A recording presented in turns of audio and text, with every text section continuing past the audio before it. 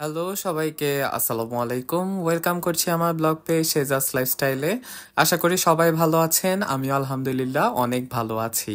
তো চলেন আজকের ভিডিওতে আমি আপনাদের সাথে শেয়ার করব আমার আম্মুর হাতের একটা স্পেশাল ভর্তার রেসিপি। তো চলেন শুরু করি। ভিডিওর থাম্বনেল দেখে আপনারা হয়তো বা গেস করতে পেরেছেন আমি আপনাদের সাথে আজকে শেয়ার করব হলো চাপা শুটকির একটা লাল ভর্তা রেসিপি। এই চাপা শুটকিটা হলো মূলত পুঁটি মাছের একটা শুটকি। এটা মূলত আমাদের কিশোরগঞ্জ অঞ্চলে খুবই জনপ্রিয়। তো আম্মু এখানে ভর্তা করার জন্য 4টা চাপা শুটকি নিয়ে নিল, সাথে নিয়ে নেওয়া হলো আস্ত রসুন আর হলো পেঁয়াজ। এখন এই রসুন আর পেঁয়াজকে সুন্দর করে হামানদিস্তা একটু ছেঁচে নিতে হবে। আপনারা চাইলে এটাকে ছোট করে কিউব করে কেটেও নিতে পারেন, তবে এভাবে হামানদিস্তা একটু ছেঁচে নেওয়া হলে জিনিসটা খেতে একটু বেশি ভালো লাগে। এই চাপা শুটকিটা মূলত অনেকেই অনেকভাবে ভর্তা করে থাকে, আমার আম্মু দুই ভাবে করে থাকে। এভাবে একটা লাল ভর্তা করে থাকে আর একটা সবুজ কাঁচামরিচ দিয়ে আসলে ভর্তা করে থাকে, সেটা একটা অন্য প্রসেস।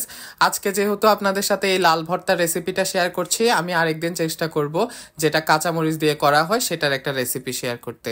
এখানে আম্মু একটা প্যানে সাদা তেল দিয়ে সেখানে যেই ছেঁচা রসুনগুলো ছিল সেগুলো দিয়ে দিল, তারপরে একটু পরেই দিয়ে দেওয়া হলো পেঁয়াজগুলো।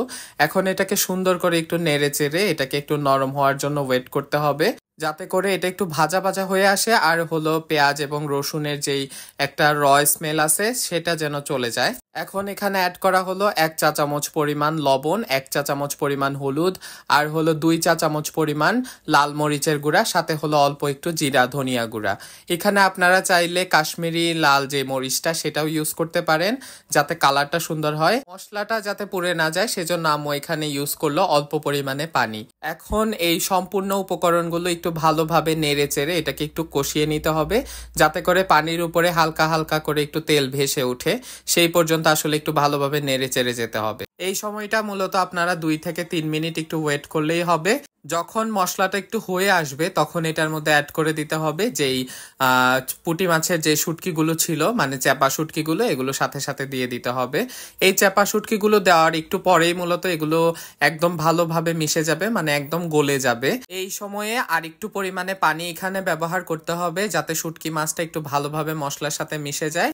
এবার এই মশলাটাকে একটু ভালোভাবে নেড়েচেড়ে অপেক্ষা করতে হবে 5 মিনিট। 5 মিনিট অপেক্ষা করলেই মূলত একদম সুন্দরভাবে এই ভর্তাটা রেডি হয়ে যাবে।